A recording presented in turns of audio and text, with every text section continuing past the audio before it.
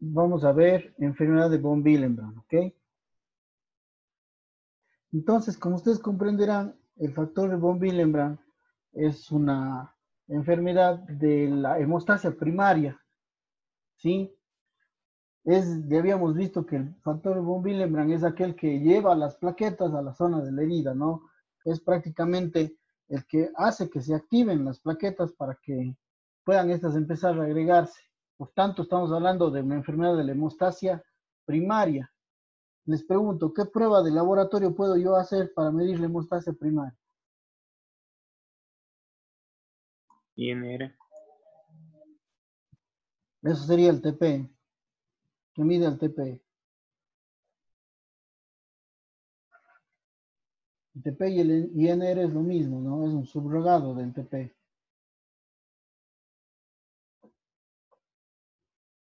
¿Qué dicen? El tiempo de trombina, doctor. Tiempo de trombina, tampoco, porque el tiempo de trombina es hemostasia secundaria. No tenemos prueba de laboratorio para medirlo, ¿ok? No tenemos ninguna prueba para medir la hemostasia primaria. Entonces, hay un estudio de laboratorio, pero es un estudio que tiene múltiples problemas, tiene baja sensibilidad y baja especificidad. No sirve mucho desde el punto de vista, o sea, tiene muchos errores de laboratorio, tiene muchos problemas de interpretación del laboratorista, que es el tiempo de sangría. ¿Han escuchado el tiempo de sangría?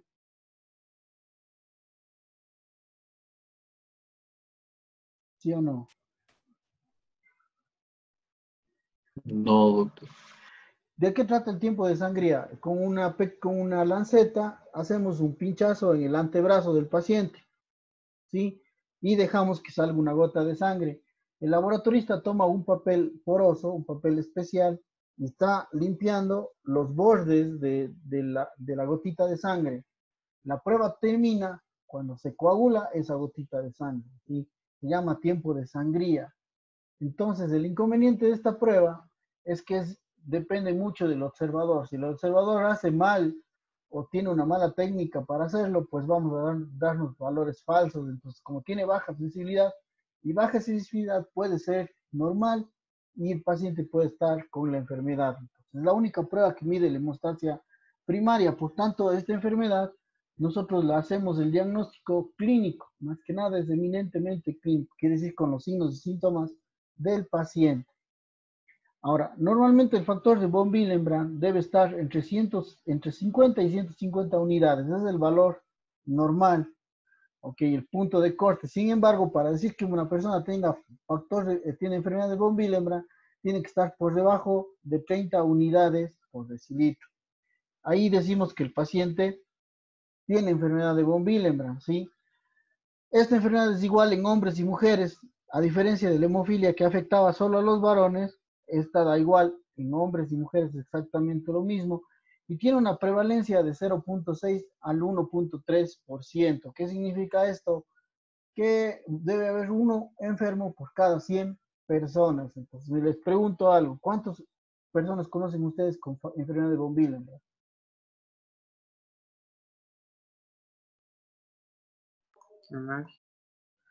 Exacto, es una enfermedad que está subdiagnosticada y básicamente el problema se debe a que existen tres tipos de enfermedad. La deficiencia parcial de este factor de von Willebrand, que es la más frecuente, fíjense, 70-80 de los por ciento de pacientes tienen esta deficiencia parcial. Ahora, el 20% restantes pueden tener un tipo 2 de enfermedad, que es una alteración más bien funcional. Quiere decir que el factor de von Willebrand no funciona adecuadamente. Está en cantidad normal, pero no funciona adecuadamente. Y finalmente el tipo 3 es la deficiencia total de factor de von Willebrand y equivale al menos de 5% de todos los pacientes. Entonces, si lo pensamos, 1.3% es de todos estos tres grupos, que de estos tres, el más frecuente es el que tiene deficiencia parcial, o sea, significa que es una persona que sangra, pero no sangra mucho, ¿sí me entienden? Es un sangrado generalmente eh, leve, no es un sangrado tan severo y eso hace que no se diagnostique de forma adecuada. Sin embargo, el grupo más problema es este grupo, deficiencia total del factor de von Willebrand. Imaginemos, ustedes ya saben para qué sirve el factor de von Willebrand. Imagínense que alguien no tenga factor de von Willebrand, pero sí una gota. ¿Qué es lo que va a pasar? ¿Cuál sería su manifestación clínica?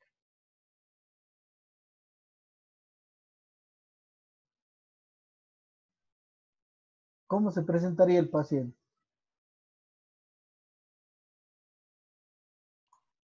Con hemorragia. Sangra por todas partes. Sangrado, pero sí, que no se puede imaginar, es la cosa más horrible del mundo. Tengo la oportunidad de ver unos pocos pacientes con enfermedad de von Willebrand tipo 3, realmente es un desastre, es un completo desastre, porque sangran por todo, por todas partes y por nada también sangran. Entonces es impresionante estos pacientes. Es un problema realmente serio, ¿no?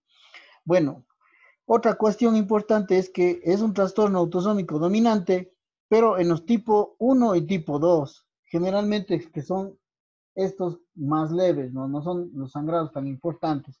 Sin embargo, puede ser recesivo en los tipo 3, fíjese, en estos que son tipo 3 suele ser de carácter recesivo. Eso también nos explica por qué es menos del 5% de pacientes que tengan este problema en relación a los anteriores, ¿no es cierto? Entonces, eso es muy importante de considerar. Ventajosamente son menos frecuentes los más graves. Ahora, si nos pensamos un poco, el problema del factor de von Willebrand puede estar en la formación, es decir, en la síntesis del factor, o que se produce en las células endoteliales, o en los megacariocitos, o en el almacenamiento, es decir, o no se forma bien o se almacena mal.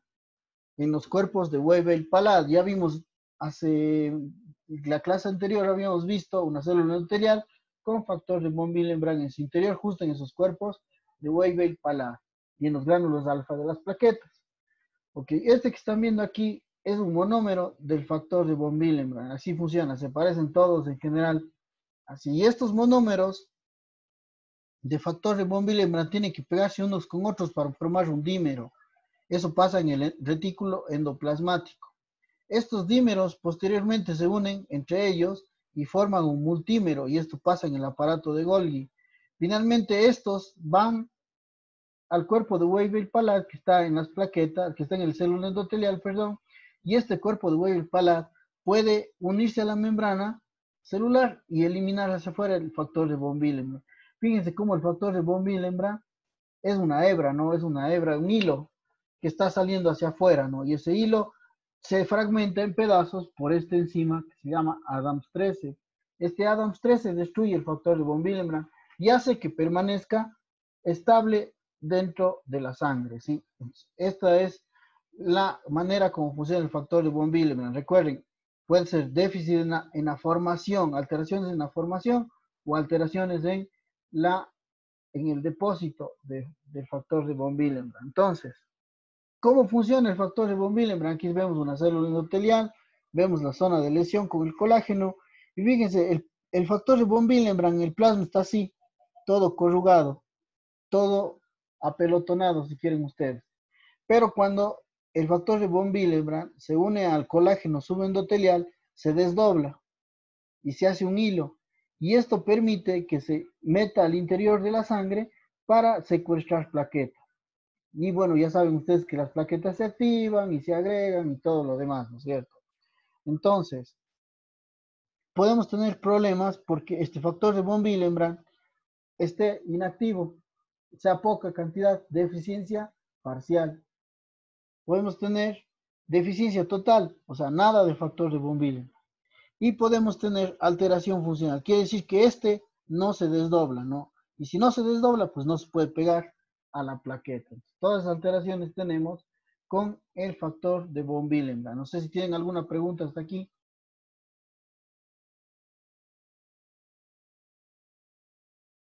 ¿Nada? ¿Todo bien? Bueno. Doctor, una pregunta. En el tipo 2 había creo que una subclase de A, B, M, N, Sí. Sí, eso son depende. distintos tipos. Sí, eso depende mucho de cuál es el sitio de función que está alterado. Por ejemplo, hay el tipo A, el factor de von Willebrand, la alteración es justo en esto, no se puede desenrollar, ¿no? No se puede desenrollar. En el tipo B, el 2B, El problema es que es muy activo y secuestra tantas plaquetas que se acaba todo. Se acaba todo el factor von Willebrand. Es muy activo y las plaquetas se pegan mucho a él y se acaba el factor. De hecho, se acompaña de trombocitopenia, porque secuestra también plaquetas. Ok, en el tipo N, en cambio, el factor de von Willebrand no se pega, se desenrolla, pero no se pega a la plaqueta. El sitio de unión es el alterado. Y el sitio 2, el 2M, perdón, y el 2N, en cambio, ese factor de von Willebrand no se puede o secuestra al factor 8. Secuestra al factor 8 y tenemos deficiencia de factor 8 y deficiencia de factor de von Willebrand combinado. Entonces es un desastre, esa enfermedad es un desastre, es también súper grave igual, porque encima no tiene factor 8 ni tampoco factor de von Willebrand. Pero bueno, es una alteración funcional, no vamos a meternos en detalles en este momento, ¿no? Pero es una alteración funcional del tipo 2. Okay. ¿Cuál es el cuadro clínico? Pues ustedes podrán suponer, aquí ya no es hombre o mujer, pueden ser de niños o pueden ser de adultos. De hecho, es más frecuente que vengan de adultos. ¿Por qué?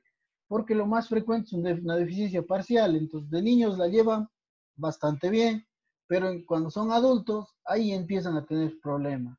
¿Sí? Entonces, más bien esto, al revés de lo que ven los pacientes con hemofilia, estos tienden a ser más adultos. Entonces, sí depende de la actividad del factor de von Willebrand y el tipo de enfermedad, ¿no es cierto? Pero generalmente en este estudio que les voy a presentar ahora, déjenme saltarme todo esto, vamos a tener estos patrones de sangrado, fíjense. Todos estos, desde epistaxis, sangrado cutáneo, sangrado por heridas, sangrado cavidad oral, sangrado gastrointestinal, sangrado dental, sangrado postoperatorio, la menorragia, el sangrado posparto, el hematoma, sangrado articular y sistema nervioso. Si recuerdan ustedes, esto se llama bleeding score, ¿no? Estamos hablando del bleeding score que se aplicó en estos pacientes con enfermedad de von Willebrand. Fueron 664 adultos de los Países Bajos, fíjense, adultos, ¿no? Versus 500 sanos. Se encontró el tipo 1 en el 59%, más o menos una prevalencia igual a lo que habíamos mencionado hace rato. Fíjense que el 4% fue tipo 3. Aquí estamos viendo los pacientes sanos, que son blancos, los tipo 1 ya son ligeramente amarillos, tipo 2 y tipo 3, fíjense que es el más encendido de todos, es el tipo 3. Ahora, ¿cuáles fueron los más frecuentes? Los más frecuentes fueron estos. Extracción con la extracción dental, sangrado con la extracción dental.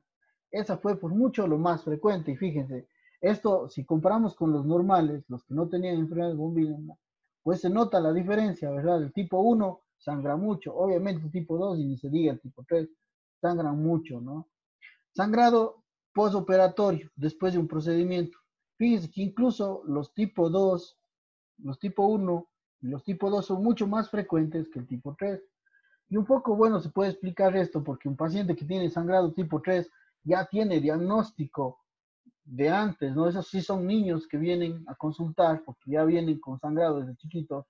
Entonces ellos ya se les toman medidas y los cirujanos tienen cuidado, entonces por eso es que no sangran tanto, ¿no? Pero generalmente, pues, como vemos en este estudio, sangran más de ellos, ¿no? Ahora, puede haber también sangrado articular, especialmente en el tipo 3, pero recuerden que estos pacientes tienen también mayor aclaramiento del factor 8, o sea, también tienen deficiencia combinada de factor 8, por eso tienen sangrado articular. Ahora, la menorragia, quiero que se fijen, también es extremadamente frecuente si comparamos con mujeres normales, pero fíjense los tipo 1. Tipo 2 y tipo 3 obviamente sangran mucho, son los sitios más comunes de sangrado. Por eso digo, esta enfermedad no es tanto de niños, sino se presenta cuando el adulto ya va a una extracción dental o el adolescente va a una extracción dental, cuando hay una cirugía y sangran mucho durante la cirugía, o en las mujeres que están menstruando, menstruan demasiado. De hecho, cuando un ginecólogo ve a una paciente que tiene sangrado menstrual pesado, como llaman ellos, ¿sí? Y hormonal, le piden pruebas hormonales, le piden ecografía y no encuentran nada, la probable explicación es que tengan enfermedad de von Willebrand. El problema es que no se hace el diagnóstico, porque no se piensa en la enfermedad. Ellos le dan ácido tranexámico y se controlan los síntomas. Ya vamos a ver después que esto es tratamiento de la enfermedad, ¿no? Bueno, entonces, para hacer el diagnóstico, como les había dicho, es una enfermedad que tenemos que hacer descarte, ¿no? no existe una prueba estándar para esto, entonces la historia es muy importante, ¿no? Tanto personal y familiar. Recordar que también pueden haber mutaciones de nuevo, así que si dice que no tiene antecedentes familiares, realmente puede ser que sea la primera vez que empiece a presentarse la enfermedad.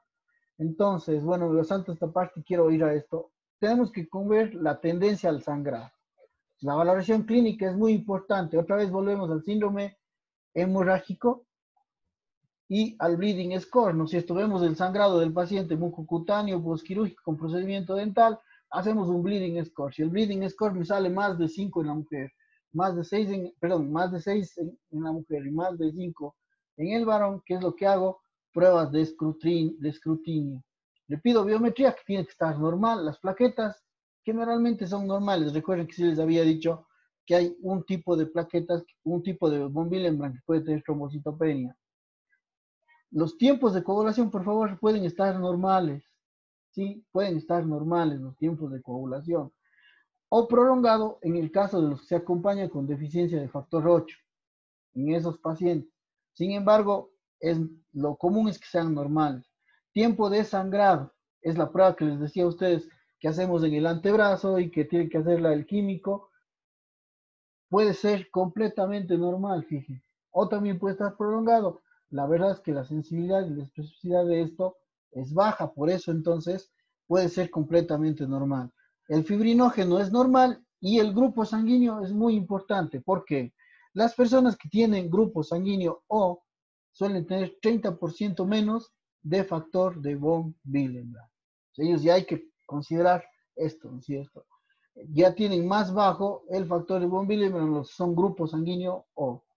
Entonces, con esto ya tengo yo mi confirmación. Si todo sale, las pruebas salen normales y con la tendencia al sangrado, ¿qué es lo que tengo que ir a hacer? Medir factor de von Willebrand, confirmar. Le pido el factor de von Willebrand, le pido este que se llama cofactor de ristocetina y le tengo que medir factor 8. Ya vimos que el factor 8 puede estar también consumido en algunos pacientes con esta enfermedad. Y si todos estos están anormales, pues ya podemos hacer el diagnóstico de enfermedad de von Willebrand. Bueno, esto ya es para ver si es tipo 3, tipo 2. No vamos a entrar en esta parte, no, tenemos que hacer análisis incluso de multímeros, de factores de von Willebrand para establecer qué tipo de enfermedad es. No me interesa llegar hasta ese punto. Creo que este es el algoritmo que ustedes necesitan manejar como médicos generales. Este es lo que tienen que ver, o sea, detectar la tendencia al sangrado. Recuerden, los que tengan sangrados nasales espontáneos varias veces, los que tengan equimosis, moretones, espontáneos más de 3 centímetros, y los que dicen que se han ido al dentista y sangran mucho, mujeres que menstruan demasiado, son los que entran en este punto. Recuerden, valoración clínica, dice aquí. Los que tienen ese sangrado, hacemos un bleeding score.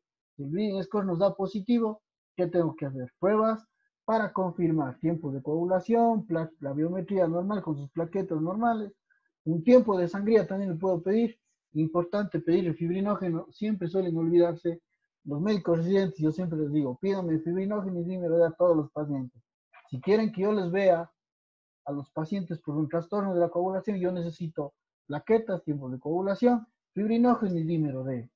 Si no me dan eso, pues yo no le veo al paciente, les digo usualmente a los médicos residentes, no. Muy importante que tengan esto para poder abordar el caso. Y con eso, si ya vemos que sigue todo normal, lo que nos está indicando que probablemente es una enfermedad de von Willebrand. Ahí sí ya tenemos que correr las pruebas especiales para hacer el diagnóstico. Ok, me detengo en esta parte. ¿Tienen alguna pregunta? ¿Sí está entendido esto? Muchachos. Sí, doctor, está bien. Ya, ok, es importante, recuerden, solo pura valoración clínica. Esta enfermedad es difícil de diagnosticar porque no es severa, son sangrados leves, ¿no? Sangrados leves, pero hay que tener en la cabeza para poder detectar. Si uno dice, no, pues está raro que haya sangrado tanto después de una extracción dental, entonces ahí se pone a preguntar, ¿te salen moretones? Si es mujer, ¿qué tanto menstrua? Son muchas, muy pesadas las menstruaciones. Pregúntale si ha tenido sangrados nasales espontáneos, pregúntale antecedentes en cirugías, Y si dice que sí, sí, sí a todo, pues ya, casi es una enfermedad de von Willebrand. Solo nos falta descartar pidiendo los exámenes, ¿no es cierto? Muy bien. Ahora, finalmente el tratamiento, y esto es la parte interesante. El tratamiento es igual como si estuviéramos manejando una paciente con hemofilia leve o moderada. O sea, podemos usar desmopresina, ya lo habíamos dicho, ¿no es cierto? Puede ser intravenosa, puede ser intranasal, o puede ser también vía oral. Le damos 0,3 microgramos por kilo. Intranasal, 300 microgramos, es lo mismo que esto, ¿sí? Por intranasalmente. O podemos utilizar el ácido tranexámico, que recuerden lo que les dije en la clase anterior, el ácido tranexámico salen a la farmacia de la esquina y les van a vender sin ningún problema. Les damos 1 gramo, o sea, 2 tabletas, 3 o 4 veces al día y con eso conseguimos tratar generalmente el sangrado. Entonces, yo sí en este punto discrepo mucho con mis colegas ginecólogos, porque ellos, cuando la paciente no le encuentra nada hormonal, les dan ácido tranexámico. Y ya les he preguntado, ¿no creen que eso puede ser enfermedad de von Willebrand? Porque estamos tratando eso mismo, ¿no es cierto? Dándoles ácido tranexámico y no estamos teniendo la posibilidad de ver si es una enfermedad de von Willebrand. ¿Por qué sería importante detectar esta enfermedad de von Willebrand? Porque es una enfermedad hereditaria. Es una enfermedad hereditaria.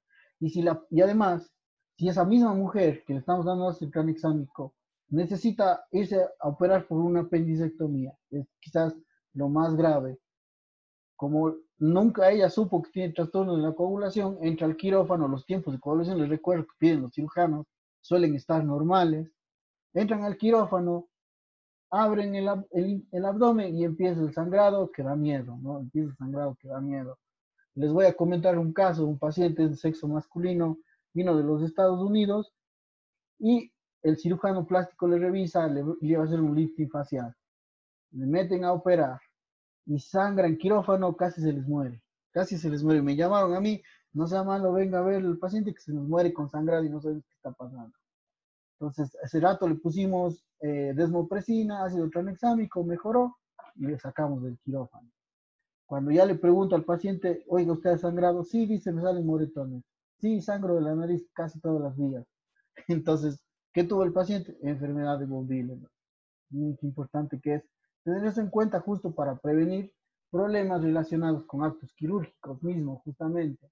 Entonces, por eso es importante hacer el diagnóstico de esta enfermedad, para evitar justamente problemas asociados. Digo, es fácil darles ácido tranexámico para que disminuya la menstruación, pero no sabemos si es que tiene enfermedad de von Willebrand y sea ese el motivo, ¿no? Ahora, en la tipo 1, tipo 2, el tratamiento es prácticamente el mismo, desmopresina o ácido tranexámico, ¿sí? Ahora, la tipo 3 ya no, porque lo que necesita es concentrado de factor de von Willebrand, generalmente que viene mezclado con factor 2. Les damos los dos, factor de von Willebrand y concentrado de factor 8. Les damos los dos a los pacientes. Con eso se mantienen. Ellos es igual que un tratamiento con hemofilia, si es profilaxis, le vamos a estar dando cada cierto tiempo factor de von Willebrand y con eso ellos se mantienen relativamente estables, ¿no? Aquí tenemos las indicaciones para pacientes que necesitan concentrado de factor de von Willebrand. Ok, ¿alguna pregunta tal vez hasta aquí? Todo está claro. Sí, doctor. Entonces, bueno, me salto esta parte. La próxima clase vamos a abordar lo que son trombosis, ¿sí? Si no hay ninguna pregunta, pues vamos a dejarlo hasta aquí, ¿ok? Nos veríamos la próxima clase para abordar esta parte de trombosis. ¿Quedó claro? Ya, doctor. Sí, doctor. Sí, doctor. Sí, Muy sí, doctor. listo, Sí, muchachos. doctor, gracias. Nos estamos viendo entonces. Que les vaya bien. Gracias, doctor. Gracias, hasta Gracias. luego. Hasta luego.